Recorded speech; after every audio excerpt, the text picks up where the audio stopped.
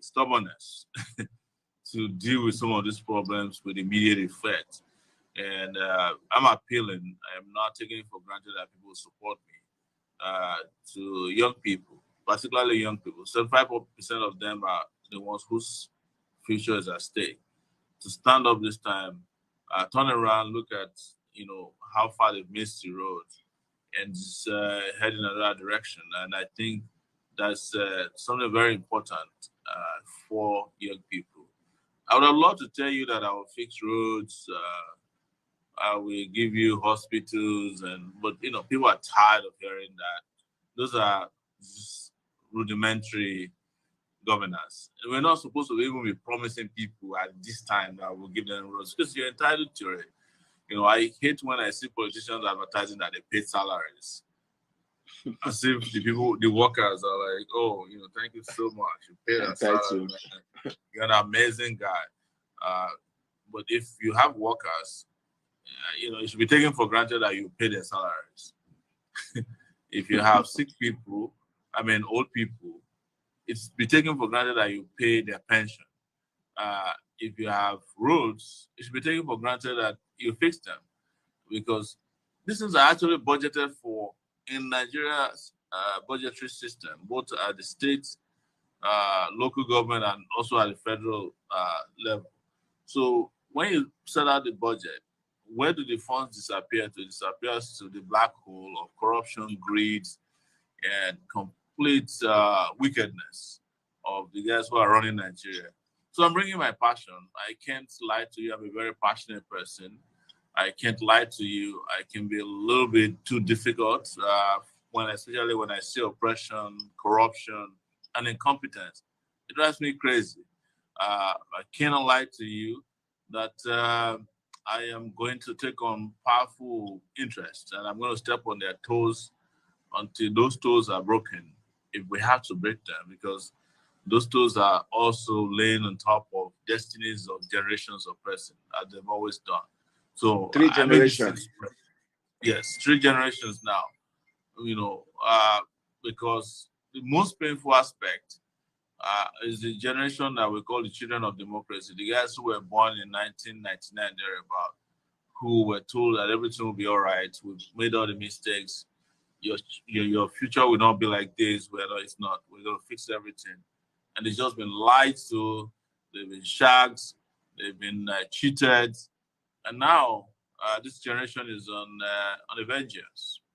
So, and my generation, and it was the generation before me. I don't want to talk about my father's generation because they were let down. I must say that to you. And it's a hard thing to say, but those of you who are in your late 60s and 70s, we wish you did better for us, because had you done so, we wouldn't be in such a terrible situation that we're in today. So it's also my generation. They were the generations that just didn't want to stand and fight. Most of them ran away and are still doing so to today.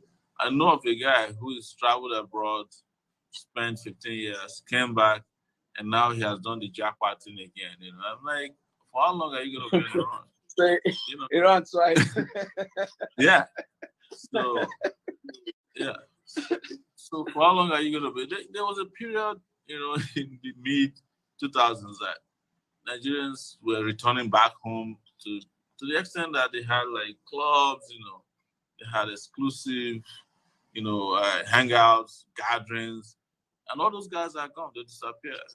They've disappeared back into, into second slavery. I'm sorry to say, it's just, I'm speaking anecdotally because I don't even like the campaign language. You're saying, I'll do this for you, I'll do this for you.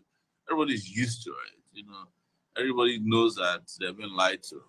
But I'm just going to be humble enough to say I want to, put Nigeria on factory reset.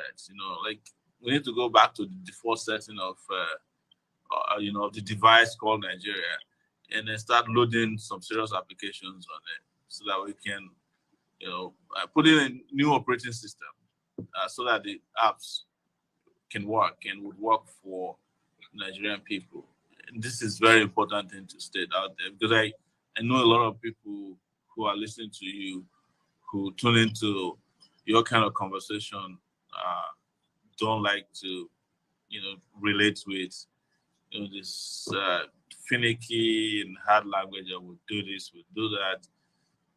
Even when they know that people who are making these promises don't even know how to turn a knob on a washing machine.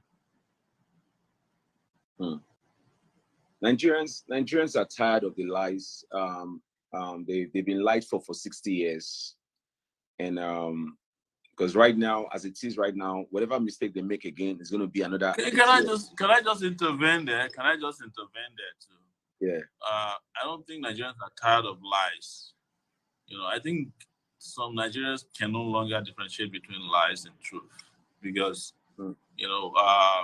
they've been conditioned to lies to the point that they've also lied. We must admit that. They lie so well that the lies that are being told are mixed with the lies they tell, and in between it is this cocktail of religiosity, and every other societal promises that gives people the impression that they belong somewhere where they don't belong, or they are uplifted to a point where they feel like they belong, and suddenly they discover that it's superficial. In where they get shocked, instead of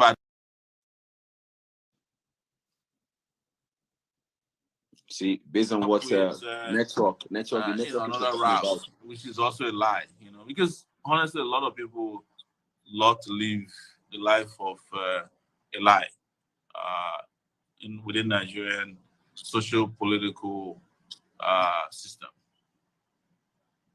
So basically, you are trying to tell us that you're not coming to tell us that all those old promises, I'll build road. You are coming to fix the system. But let me ask you a question. Like, do you think it's going to be easy for you to, because of the, there are some hidden cabals and people that benefit from this business, Nigeria, because Nigeria is a business. There are some, I call them invisible. Actually, Nigeria was set up as a business. The Nigerian country was set up as a business in 1900, I think, or thereabout, by the Royal Niger Company. So it was set up ab initio as a business, officially. You're hearing it from me, and I'm not making this up. It was set up as a business ab initio. So what about, because now let me ask a question. We have the sectors. Let's talk about the light sectors, the health sectors, what are you going to do? What are you going to do first for once you, let's say you're given this position now and we all vote for you, the next president? What is the first thing you're going to do? Oh, I will first of all tackle security, but I would not tell you that security would work if you don't handle the issue of power, because then you can industrialize, you can support small businesses, you can create a level playing field in the social economic sector, because we're having all the security challenges because we don't have economic security. There's nothing you can do to convince a guy who doesn't have a job, doesn't know where his next meal is coming from, that crime doesn't pay. No. So the moment you don't have all these things working at the capacity that they should work, at the frequency that they should be there, you're in a jungle, So people will just invent how they survive. It becomes the survival of the fittest.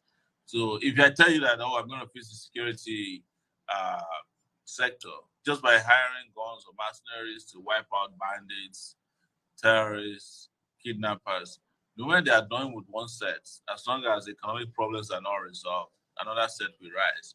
And they're probably more vicious than the last.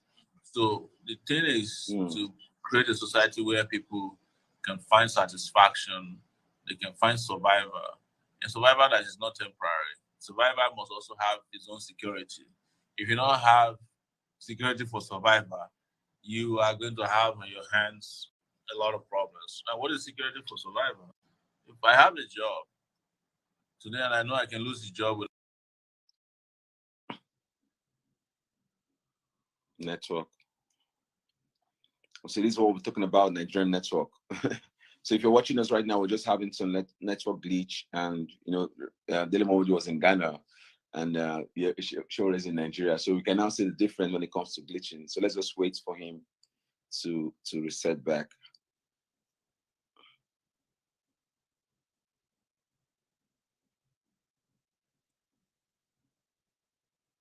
So we lost him. We lost Mr. Sowore out there. Let's see if he's back. Let's see if he's back. Let me turn on post notification. Let me see if Baba is back again. Shout out to everybody watching me. I see Jen, Neil, Michael. Show is back again. Let's bring in him because we're almost done. And everybody needs to get involved in this 2023 election. Sorry, yeah. I'm back now. We're just talking about Nigerian network, different from Ghana network. So why can't they give Nigerian network?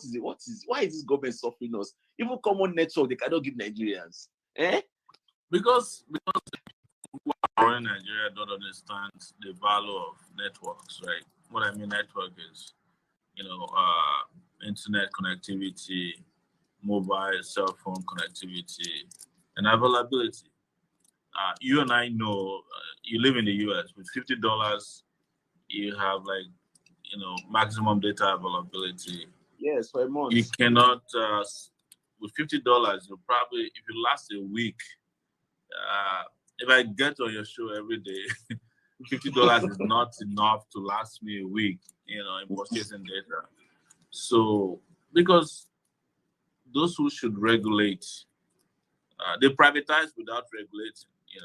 They'll tell you they're deregulating and privatizing, but there's nowhere in the world where government allows sharks to take advantage of their citizens. That's why in New York, some rich areas couldn't buy the New York, New Jersey Port Authority because then at the point it became an issue of national security. When leaders think about the interests of their citizens, even if it's to a little extent, it makes a lot of difference. You see them going after Facebook, trying to break it up. They did it to Verizon, I think, at the point.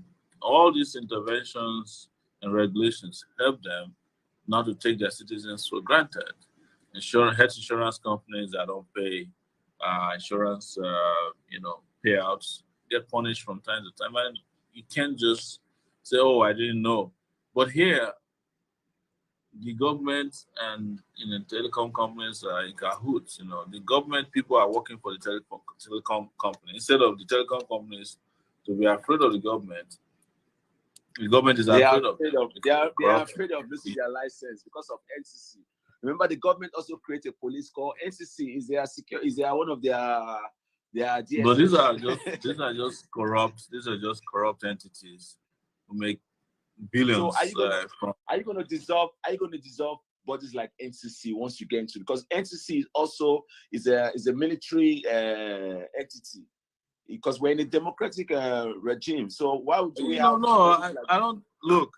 If NCC was properly composed with people who know what they're doing, their job is actually to regulate the activities of the telecommunication companies. But they don't because they're in the back pocket of the telecom companies. Wow. You understand? Yeah.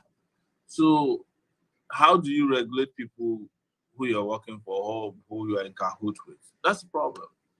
We shouldn't be paying more than, as a global South country. We should, our data, phone, text bills. Okay. I can't hear you. Maybe you come back.